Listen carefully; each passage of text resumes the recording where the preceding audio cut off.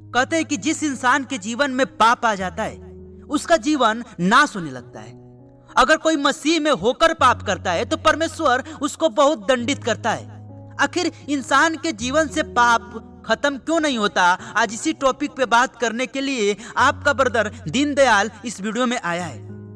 प्रिय भाई बहनों, वीडियो में बने रहे। अगर कोई व्यक्ति ये कह रहा है कि मैं अभी पाप में हूँ और दूसरा व्यक्ति ये कह रहा है मेरे भाई मेरे बहनों कि मेरे जीवन से 2 पाप खत्म हो गया है, लेकिन अभी 2 पाप में मैं पड़ा हुआ हूँ, तो आप ये समझ जाइए कि जो व्यक्ति यह कह रहा है कि मैं अभी पाप में हूँ, उस पे परमेश्वर का अनुग्रह नहीं है कि वो पाप से निकले।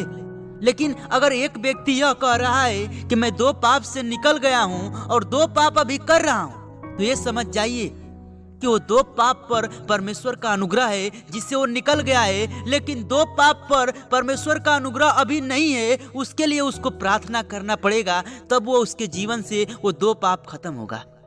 मेरे प्रिय भाई बहनों, आप लोग जानते हैं कि जो अनुग्रह शब्द है, अनुग्रह का सबसे विरोधी शब्द जानते हैं क्या है? घमंड।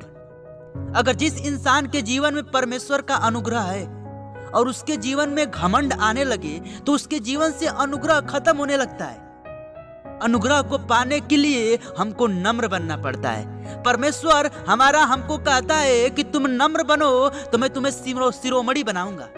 परमेश्वर के सामने हम नम्र बनेंगे तो परमेश्वर हमको शिरोमणि बनाएगा।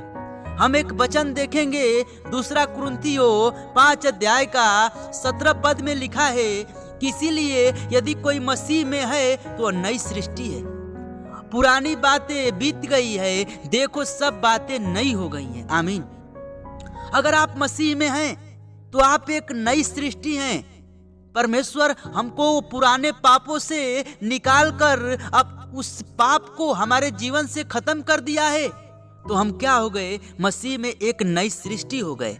तो वचन कह रहा है कि यदि कोई मसीह में है तो नई सृष्टि है, पुराने बातें बीत गई हैं, देखो सब बातें नई हो गई हैं। हमारे जीवन में सब बातें क्या हो गई हैं? नई हो गई हैं। तो हमको जो पाप में पड़े हैं परमेश्वर उससे निकाल लिया है। हमारे पापों को परमेश्वर अपने ऊपर लेकर क्या हो गया? क्रूस पर बलिदान हो गया। मेरे प्रिय भाई बहनों, जो मेरा पुराना जीवन था, हम पाप में पड़े हुए थे, परमेश्वर ने हमको चुना, उस कीचड़ से उठाकर चट्टान पर खड़ा किया।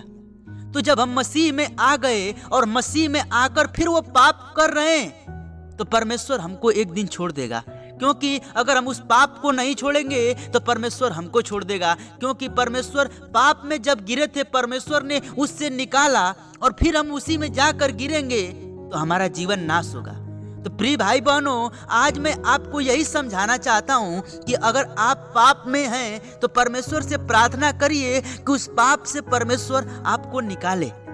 आज का जो मेरा टॉपिक है यही है कि इंसान के जीवन से पाप खत्म क्यों नहीं होता? क्योंकि उसके पाप पर परमेश्वर का अनुग्रह नहीं होता। और एक बात अपने जीवन में हमेशा याद रखिएगा कि अगर आपके पास परमेश्वर का अनुग्रह मिल रहा है तो आपको अपने जीवन में घमंड कतई नहीं करना है। क्योंकि आपके जीवन में जिस दिन घमंड करेंगे उस दिन अनुग्रह खत्म हो जाएगा। क्योंकि अनुग्रह का विरोधी घमंड है। परमेश्वर जिसको अनुग्रह देता है उसका जीवन नम्रता का जीवन होना चाहिए, तब आपको परमेश्वर वो अनुग्रह देगा। हम लोग एक और पद देखेंगे, 2 कुरिन्थियों में ही 6 अध्याय का पहले पद में लिखा है कि हम जो परमेश्वर के सहकर्मी हैं यह भी समझाते हैं कि उसका अनुग्रह जो तुम पर हुआ उसे व्यर्थ न जाने दो। आमीन। परमेश्वर कह रहा है कि जो अनुग्रह तुम पर हुआ है उसको व्यर्थ न जाने दो। परमेश्वर जो अनुग्रह जिसको देता है उसका जीवन नम्रता का होना चाहिए। अगर आप अपने जीवन में नम्रता हैं तो परमेश्वर का अनुग्रह आपको मिलेगा।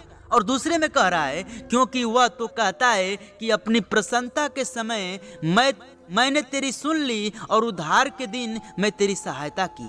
परमेश्वर उद्धार के दिन क्या किया? मेरा सहायता किया। देखो अभी वह प्रसन्नता का समय है, देखो अभी वो उद्धार का दिन है। हम किसी के बात में होकर खाने का कोई भी अवसर नहीं देते ताकि हमारी सेवा पर कोई दोष न लगाया जाए। आमीन। परमेश्वर हमको साफ साफ 6 अध्याय के पहले पद में बताया है कि हम जो परमेश्वर के सहकर्मी हैं, ये अभी समझाते हैं कि उसका अनुग्रह जो तुम पर हुआ है उसे व्यर्थ ना जाने दो। मेरे प्रिय भाई बहनों, जो परमेश्वर का अनुग्रह आपके ऊपर हुआ है उसको व्यर्थ मत जाने दीजिए। तो आज के वीडियो को मैं यही समझाना चाहता हूं कि अगर आप पाप में गिरे हुए हैं तो आप परमेश्वर से प्रार्थना करिए कि हे पिता, उस पाप से मुझे निकाल। और जिस दिन आपके जीवन से वो पाप खत्म हो जाएगा, परमेश्वर का अनुग्रह आपको उसी दिन मिलेगा। और जाते जाते एक बात जरूर कहूँगा कि आपके जीवन में कभी भी एक चीज़ नहीं होना चाहिए, उसका नाम है घमंड। क्योंकि जिस दिन आपके जीवन में घमंड हो जाएगा, परमेश्वर घमंडियों को कभी प्रसन्न नहीं करता। परमेश्वर का जीवन नम्रता का था, आपका भी जीवन नम्रता का होना चाहिए। तो आज के वीडियो को यहीं तक रखते हैं, मिलते हैं नेक्स्ट वीडियो में। तब तक के लिए सभी को जय मसीह की, प्रीज द लॉर्ड। अगर मेरे बातों से किसी को ठेस लगी है तो मुझे क्षमा करें।